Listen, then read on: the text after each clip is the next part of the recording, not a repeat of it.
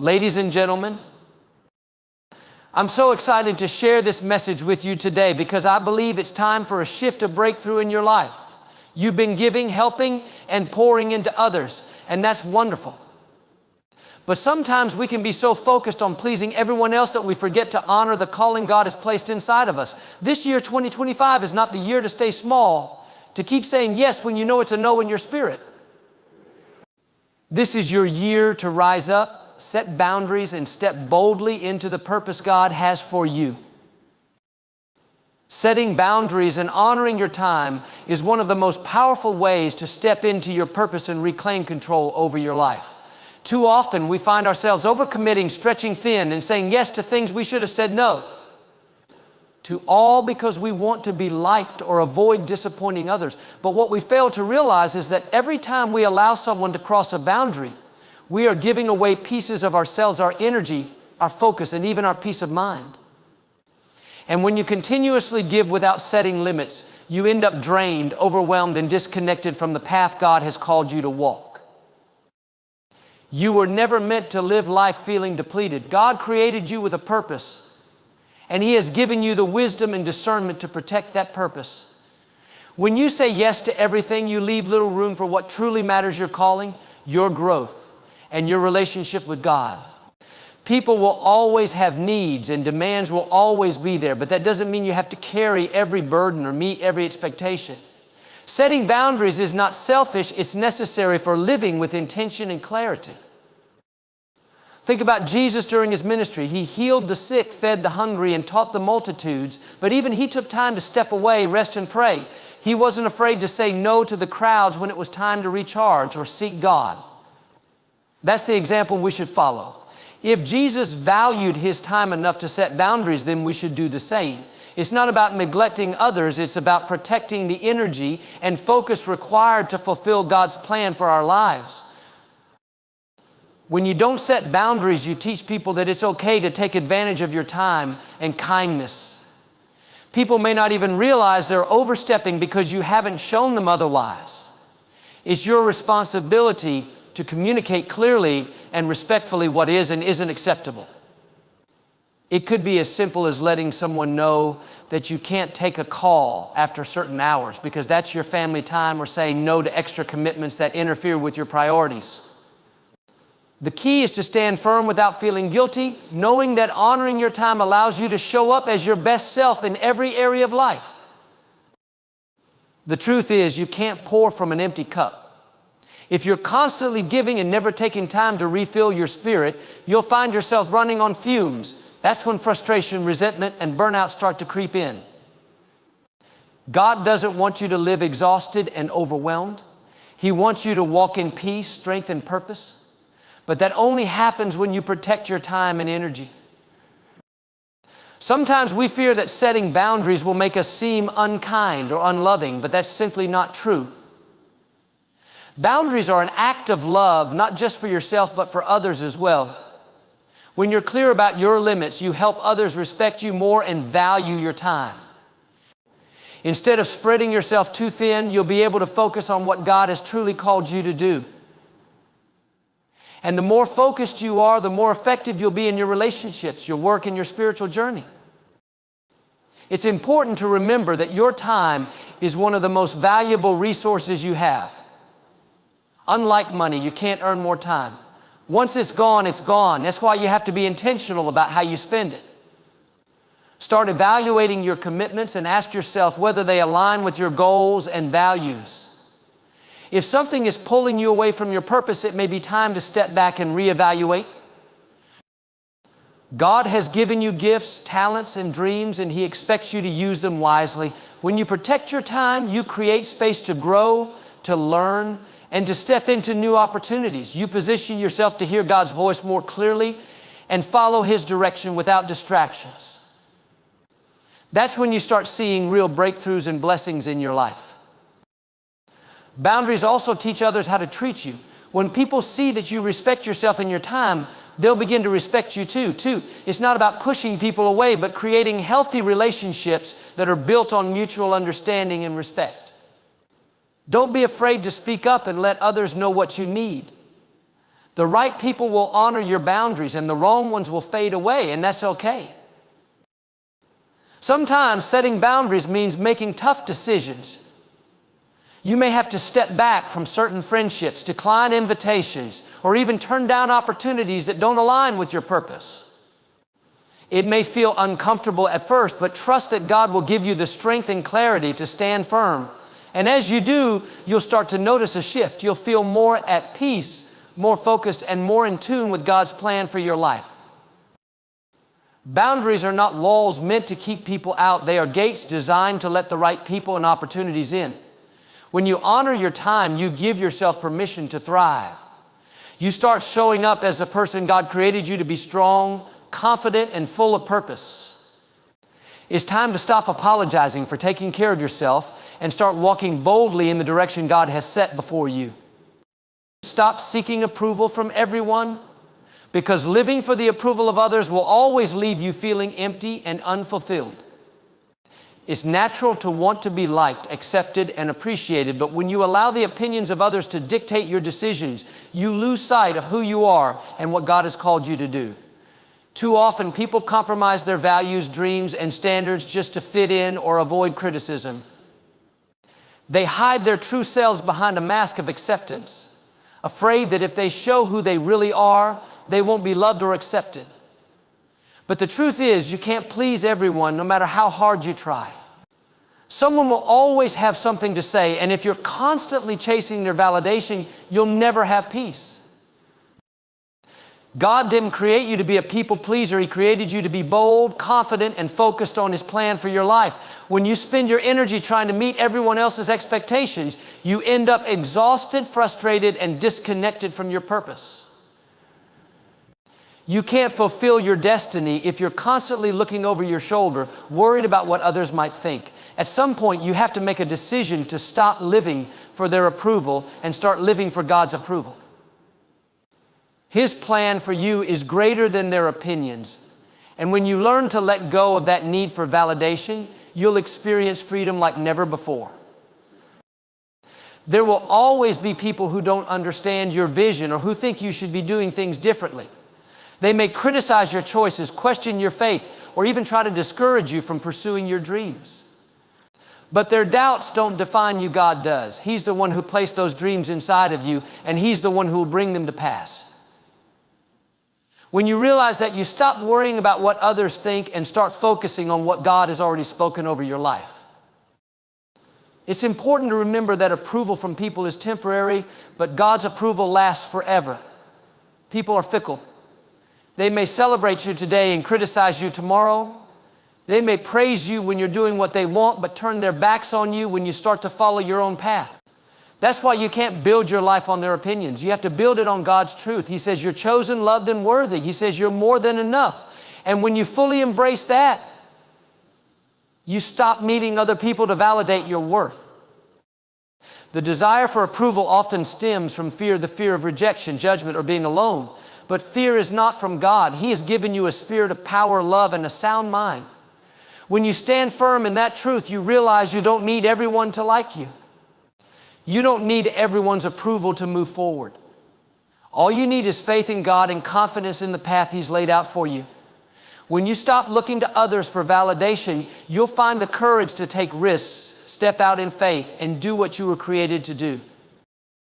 People-pleasing can also cause you to compromise your values and standards just to fit in. You might say yes when you really want to say no. You might avoid speaking your truth because you're afraid of conflict. But every time you do that, you lose a little piece of yourself. God didn't create you to blend in. He created you to stand out. He gave you unique gifts, talents, and ideas, and He wants you to use them boldly. Don't let the fear of disapproval keep you from walking in your purpose.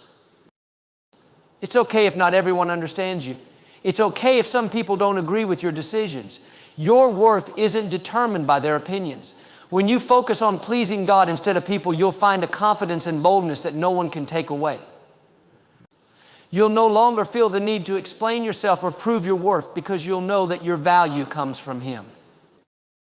You have to remind yourself that you're not here to make everyone happy. You're here to fulfill your God-given assignment. And the truth is, Not everyone is going to like what God is doing in your life. Some people may feel intimidated by your growth. Others may feel threatened by your confidence. But that's not your problem. Your job is to stay focused, stay faithful, and keep moving forward.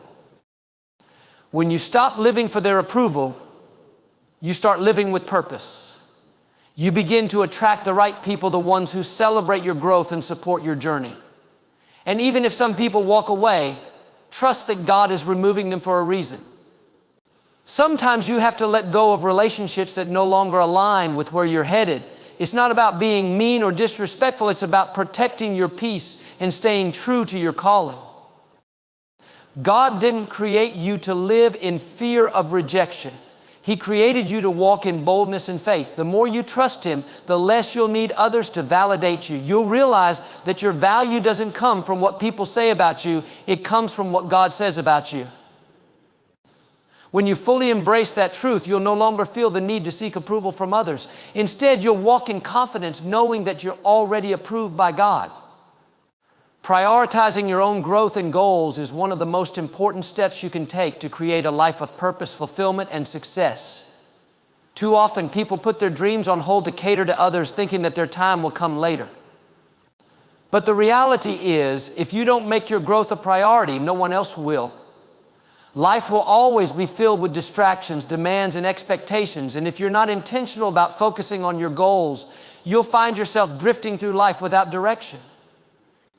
Growth doesn't happen by accident. It happens when you make a decision to invest in yourself, to push past your limits, and to step outside of your comfort zone. God has placed talents, gifts, and abilities inside of you, but it's your responsibility to develop them. You can't wait for the perfect time or the perfect opportunity, because there will never be a moment when everything lines up perfectly. Growth requires action. It requires discipline, focus, and commitment. You have to be willing to put in the work, even when it's hard, even when it's uncomfortable, and even when no one else is watching. It's in those moments of quiet effort that you build the foundation for your success. When you prioritize your growth, you make time for learning, improving, and becoming the person God created you to be. That might mean reading books, taking courses, or surrounding yourself with people who challenge and inspire you. It might mean letting go of old habits and routines that no longer serve you and replacing them with habits that push you closer to your goals. Growth is a daily process, and it requires you to be intentional about how you spend your time, who you spend it with, and what you allow into your mind and spirit.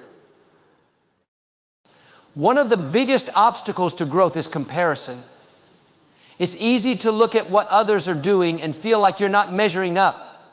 But growth isn't about competing with anyone else. It's about becoming better than you were yesterday. God has a unique plan for your life, and that plan won't look like anyone else's.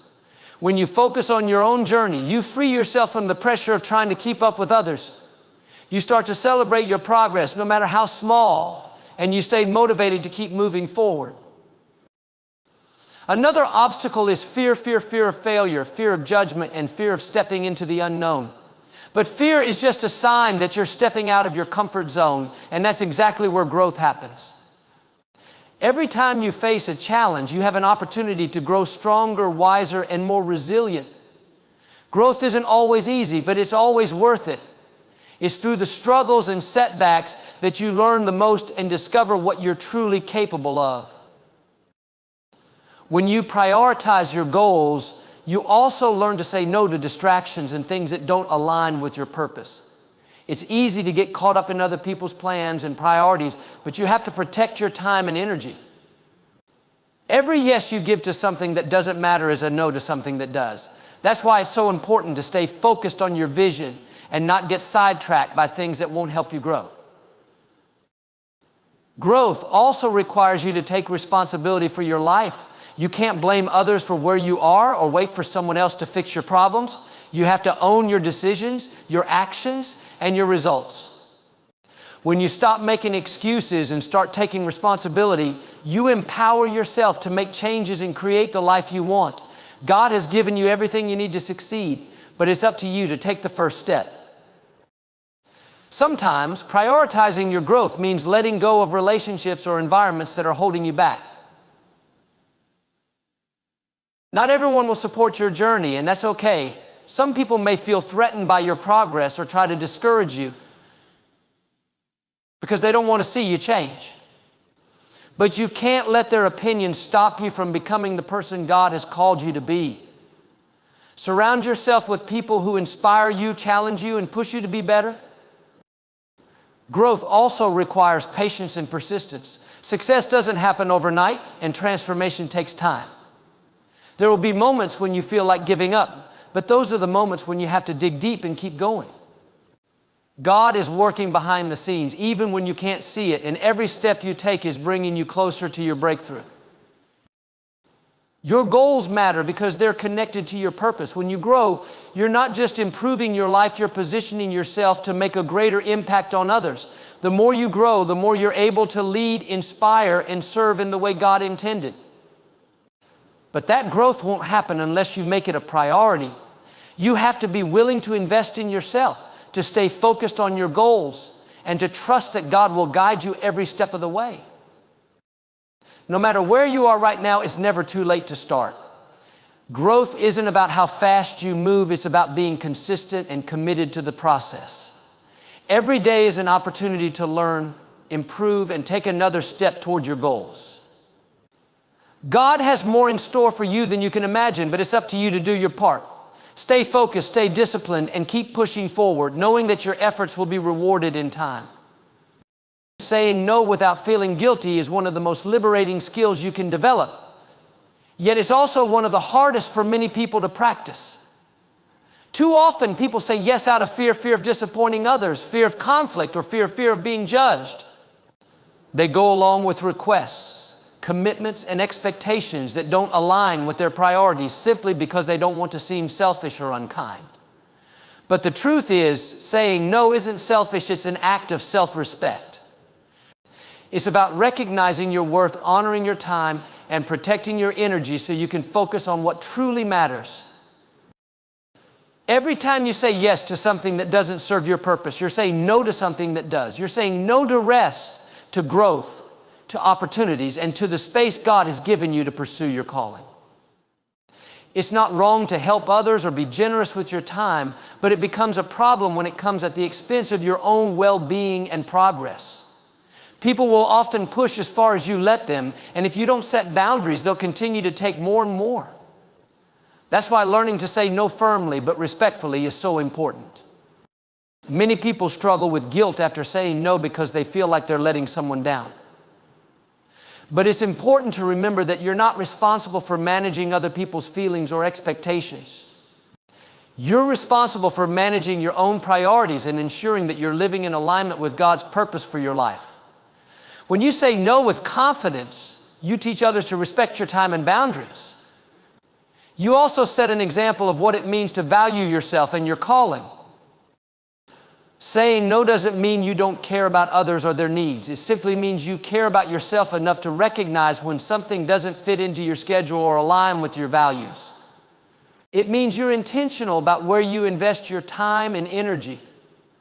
People who truly care about you will understand and respect your boundaries, and those who don't may not be meant to stay in your life. It's not your job to please everyone, and it's certainly not your job to carry burdens that aren't yours to bear. One of the biggest misconceptions people have is that saying no will make others think less of them. But the reality is people often respect you more when you're clear about your limits. They may not always like it, but they'll see that you value yourself and your time. When you say yes out of guilt or obligation, you may win temporary approval, but you lose long-term respect both from others and yourself. It's also important to understand that saying no is not a rejection of the person making the request, it's a reflection of your priorities. You're not saying no to them, you're saying yes to yourself, your goals, and your peace of mind. People who are used to hearing yes from you may be surprised or even upset at first, but that's not a reason to back down. Growth often requires uncomfortable conversations and difficult decisions, and saying no is part of that process. Guilt is often tied to the belief that you're being rude or unkind by refusing a request. But kindness doesn't mean sacrificing your own needs for the sake of others. True kindness comes from a place of strength, not weakness. It means being honest, clear, and compassionate in your communication. Instead of feeling bad for saying no, remind yourself that you're setting an example of healthy boundaries. You're showing others that it's okay to prioritize themselves too. There's also power in how you deliver your no. It doesn't have to be harsh or dismissive. A simple, polite response is often enough. For example, you can say, I appreciate you thinking of me, but I can't commit to that right now. Or thank you for asking, but I have other priorities at the moment. These responses are respectful while still being firm. You don't owe anyone a lengthy explanation or justification. A confident no is more than enough. Sometimes saying no is about protecting the season you're in. You may be in a season of growth, healing, or preparation, and that requires focus and intentionality. God may be calling you to step back from certain activities or relationships so He can work in you and through you. It's okay to protect that space without feeling guilty. Trust that God will honor your decision and give you the wisdom to know when to say yes and when to say no. There will always be opportunities and requests competing for your attention, but not everything deserves your time. Learning to say no allows you to say yes to the things that truly matter: your faith, your growth, your health, and your purpose. It helps you create balance in your life and avoid burnout. It keeps you aligned with God's plan and opens the door for the right opportunities to come your way. It's important to remind yourself that you can't be everything to everyone. You weren't created to meet every need or solve every problem. God has a specific plan for you, and that plan requires focus and discipline. When you stop feeling guilty about saying no, you start walking in freedom. You stop carrying the weight of other people's expectations and start moving forward with clarity and purpose. Saying no isn't just about protecting your time, it's about protecting your calling and trusting that God will take care of the rest. Stop tolerating toxic relationships, because the people you allow in your life have a profound impact on your mindset, emotions, and overall well-being. Too often, people keep toxic individuals in their lives out of guilt, obligation, or fear of being alone. They convince themselves that things will change, that the other person will finally see their worth, or that the relationship is too important to walk away from. But the truth is, holding on to toxic relationships can drain your energy, rob you of your peace, and keep you from stepping into the life God has planned for you. Toxic relationships come in many forms. Some people are manipulative, using guilt or shame to control you. Others are overly critical, constantly tearing you down and making you feel small. Some are envious and resentful, unable to celebrate your success because they're too focused on their own insecurities. Then there are those who are always negative, bringing drama, complaints, and chaos wherever they go. No matter what form it takes, toxicity in relationships can block your growth and keep you from living in alignment with your purpose. God wants you to surround yourself with people who uplift you, encourage you, and challenge you to become better. He wants you to have relationships that reflect love, respect, and mutual support. But if you're constantly pouring into people who drain you, you'll never have the strength to pursue the things that matter most. Relationships should add value to your life, not deplete it. They should inspire you to grow, not keep you stuck in cycles of negativity and dysfunction. It's not always easy to recognize toxic relationships because some people have learned how to disguise their intentions. They may act supportive at first, but over time, their actions reveal jealousy, insecurity, or control. They may use subtle words to make you doubt yourself or manipulate you into feeling guilty for prioritizing your needs. Toxic relationships often involve a pattern of highs and lows where you feel uplifted one moment and torn down the next. This emotional roller coaster can leave you feeling confused, anxious, and emotionally exhausted. One of the hardest parts of letting go of toxic relationships is dealing with the fear of loneliness. Many people tolerate unhealthy dynamics because they're afraid of being alone or starting over. But it's better to be alone and at peace than surrounded by people who keep you in turmoil. When you let go of toxic relationships, you make room for healthy, meaningful connections that align with your values and goals. God has placed the right people in your path, but you can't meet them if you're still holding on to the wrong ones. Another challenge is guilt, especially when the toxic person is a close friend, family member, or someone you've known for years. You may feel obligated to keep the relationship intact out of loyalty or because you feel responsible for their happiness. But staying in a toxic relationship doesn't help either person grow. It enables unhealthy behaviors and prevents both individuals from becoming the best versions of themselves. Setting boundaries or walking away doesn't mean you don't care. It means you care enough about yourself to prioritize your well-being. Letting go of toxic relationships requires courage and faith. It's not always easy to walk away from people who have been a part of your life, even if they're causing harm. But sometimes you have to trust that God is leading you to something better. He's not asking you to settle for relationships that keep you small or make you feel unworthy. He's asking you to step into relationships that reflect His love, peace, and purpose. Boundaries are essential when dealing with toxic people. Setting boundaries means making it clear what behaviors you will and won't tolerate. It means standing firm in your decisions, even if others try to guilt you into changing your mind. Boundaries aren't about pushing people away. They're about protecting your peace and ensuring that you're surrounded by positive, supportive influences. When you enforce boundaries, you're teaching others how to treat you, and you're showing yourself that you deserve respect. Healing from toxic relationships takes time. It's not just about cutting ties. It's about rebuilding your confidence, reclaiming your identity, and learning to trust yourself again. Toxic relationships often leave emotional scars, making you question your worth or feel hesitant about forming new connections. But God can heal those wounds and restore what's been broken. He can help you see yourself the way He sees you, worthy, loved, and complete. Part of healing is learning to forgive not just the other person, but yourself. Forgiveness doesn't mean excusing bad behavior or allowing toxic people back into your life. It means letting go of the anger, resentment, and pain so that you can move forward. It means freeing yourself from the emotional chains that keep you tied to the past. Forgiveness is for your benefit, not theirs. It allows you to close the door on toxic relationships and step into the future God has prepared for you. You can't change toxic people no matter how much you try. Change has to come from within them, and until they're willing to do the work, you can't force it. What you can do is protect yourself and focus on your own growth. Surround yourself with people who celebrate your victories, support your dreams, and speak life into you. Build relationships that reflect God's love and remind you of your worth. The people you allow into your life shape your thoughts, habits, and mindset. They influence how you see yourself and what you believe is possible. That's why it's so important to choose relationships that align with your values and vision. Don't let guilt, fear, or obligation keep you tied to toxic people. Trust that God will bring the right people into your life when you create the space for them. Becoming unapologetically confident is one of the most empowering transformations you can experience.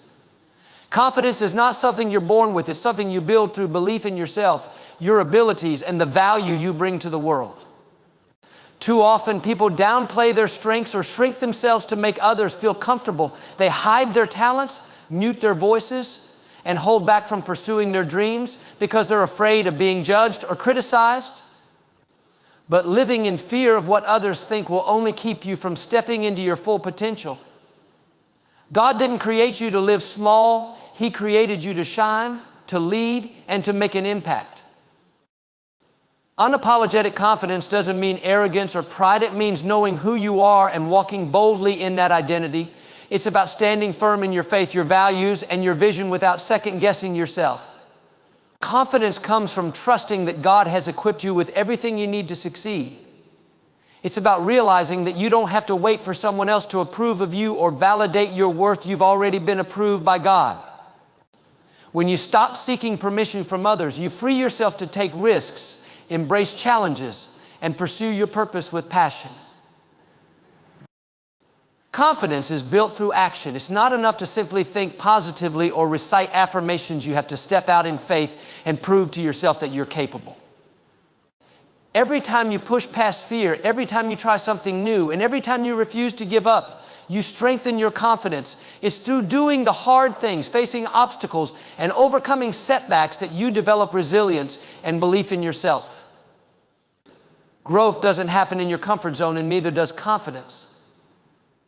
It's developed in the moments when you feel afraid but choose to move forward anyway. One of the biggest confidence killers is comparison. When you constantly measure yourself against others, you start to doubt your own worth. You look at what others have, what they've achieved, and how they present themselves, and you begin to feel like you're not enough. But comparison is a distraction. It pulls you away from your path and causes you to focus on what you lack instead of what you've been given. God didn't create you to be like anyone else. He created you to be unique with your own gifts, talents, and purpose. The more you embrace your individuality, the more confident you'll become. Another obstacle to confidence is perfectionism. Many people hold themselves back because they're waiting to feel ready, waiting for the perfect moment, or waiting until they have everything figured out. But perfection is an illusion, and waiting for it will only lead to procrastination and missed opportunities. Confidence doesn't come from being perfect. It comes from being prepared and willing to take action, even when things aren't perfect. It's about learning as you go, making adjustments, and trusting that God will guide you through every step of the process. Confidence also requires you to silence negative self-talk. The way you speak to yourself matters. If you constantly tell yourself that you're not good enough, that you'll fail, or that you don't deserve success, those thoughts will shake your reality. You have to replace those lies with truth. Remind yourself of what God says about you, that you're fearfully and wonderfully made, that you're more than a conqueror, and that you're called to do great things. Speak life over yourself, even when you don't feel it yet. Your words have power, and when you declare confidence, you'll start to embody it. Becoming unapologetically confident also means setting boundaries and protecting your energy. Confidence isn't just about how you feel, it's about how you show up in the world. That means saying no to anything that drains your energy, distracts you from your goals, or makes you doubt yourself. It means surrounding yourself with people who believe in you, encourage you, and challenge you to grow. The people you spend time with have a huge impact on your confidence, so make sure your inner circle is filled with those who speak positivity and possibility into your life. Another key to confidence is preparation. Confidence doesn't come from luck, it comes from preparation and practice. Whether it's preparing for an opportunity, improving your skills, or gaining knowledge, the more prepared you are, the more compared you are, the more confident you'll feel. When you've done the work, you don't have to worry about whether or not you're ready. You already know you are. Preparation builds trust in yourself and allows you to walk into any situation with your head held high. Confidence also grows when you learn to celebrate your wins, no matter how small.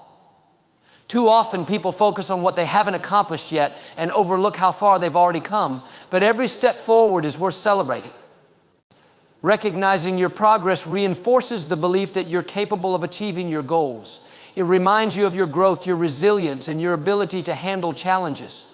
When you take time to acknowledge your successes, you build momentum and fuel your confidence to keep going. Being unapologetically confident requires you to embrace failure as part of the process. Fear of failure often keeps people stuck, afraid to take risks or step out of their comfort zones. But failure isn't the opposite of success, it's a stepping stone to it. Every failure teaches you something, strengthens your character, and prepares you for what's next. Confident people don't avoid failure, they learn from it and keep moving forward. They trust that God can turn every setback into a setup for something greater.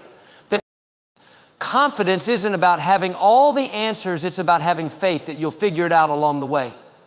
It's about trusting that God's plan is bigger than your fears and that He's already gone before you to prepare the way.